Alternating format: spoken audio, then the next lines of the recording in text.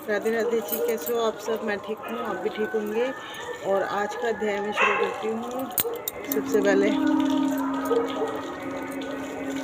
तुलसी माता ने स्वीकार था, तुम हो कृष्ण की प्यारी, जो जलाए हूँ तेरी भक्ति मेरी तुलसी माँ की रचना। हे प्यारे तुम हो कृष्ण।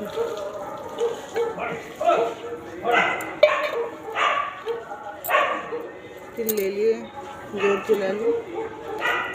आज एकादशी भी है। कुछ का क्वेश्चन था कि आप हमें बताइए कि एकादशी कब है। आज की एकादशी तो आज का ही फास्ट है। कुछ लोग कल कर रहे हैं, लेकिन कहा जाता है कि जो आता हुआ फेस्टिवल होता है या आता हुआ व्रत होता है वही करना चाहिए, जाता हुआ नहीं करना चाहिए।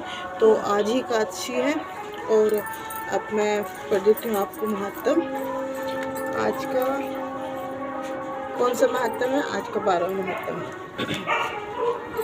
इतनी कथा सुनकर राजा पृथ कहने लगे कि हे नारद जी, आपने कार्तिक महात्मा का उत्तम फल कहा है, आप कृपा करके तुलसी महात्मा का सुनाइए।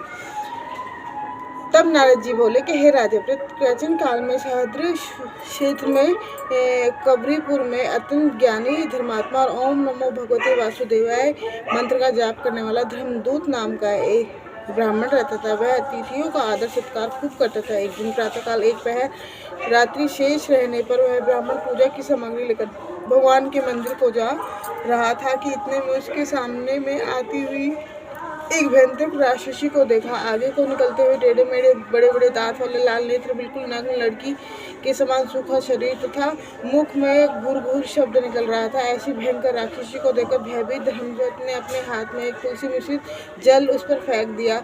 जल शरीर पर पड़ते ही राक्षसी का समस्त पाप दूर हो गए और हाथ जोड़कर धर्मदत्त के पैरों पर गिर पड़ी। तब धर्मदत्त ने पूछा, तू कौन है और किस पाप के कारण तेरी इस दशा को प्राप्त हुई है?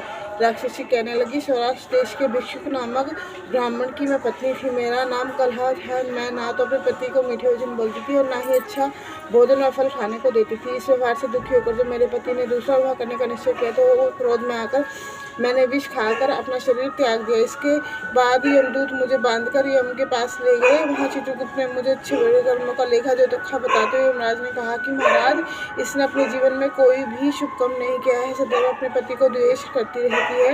यह सुनकर यमराज ने आज्ञा दी, क्योंकि जिस बर्तन में यह भोजन बनाती थी उसी में खाती थी, इसलिए इसको पहले अपनी संतान को खाने वाली बिल्ली को योनि में भेजा जाए। इसके बाद पति का द्वेष करने के कारण इसे विष्ठा खाने वाली शूद्री को योनि में भेजा। तदंतर क्योंकि इसने आत्महत्या की है, इसलिए इसे प्रेत योनि में जाए। सो महाराज, मैं 500 वर्ष से इसी योनि में फिर रही हूँ। फिर भूख प्यास से दुखी होकर मैं एक वैश्य के शरीर में प्रवेश कर कृष्णा और वेणी नदी के संगम पर आई।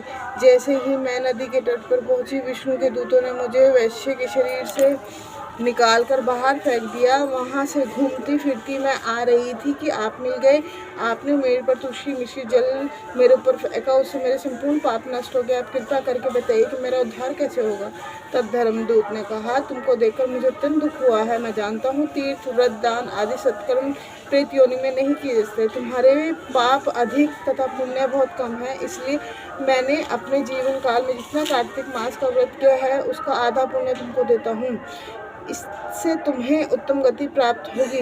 इससे के पश्चात ब्राह्मण ने जो ही ओम नमो भगवते वासुदेवाय का मंत्र पढ़ते ही तुलसी मिश्रित जल उसके ऊपर अभिषेक किया। तब प्रेत योनि से मुक्त होकर अग्नि के समान दिव्य देह करने वाली लक्ष्मी के समान रूपवती हो गई। इसके बाद उसने ब्राह्मण को नमस्कार किया। तभी भगवान विष्णु ने पुण्यशील तथा सुशील को 2 दूत वहाँ आए और उसको विमान में बिठाकर वैकुंठ को ले जाते हुए धर्मदूत से बोले कि हे ब्राह्मण, निरंतर भगवान की भक्ति में लगे रहने के कारण तुम धन्य हो। तुम्हारे द्वारा कार्तिक के व्रत का आधा पुण्य दिए जाने के कारण ही इसकी मुक्ति हुई है। इस कारण हे विप्र, कालांतर में तुम भी राजा के कुल में उत्पन्न होकर अंत में वैकुंठ धाम को प्राप्त होगे। आज का 12वां अध्याय समाप्त। और 13वां अध्याय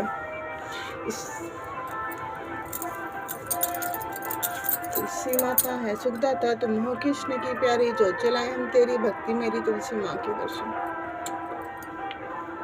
राधे राधे।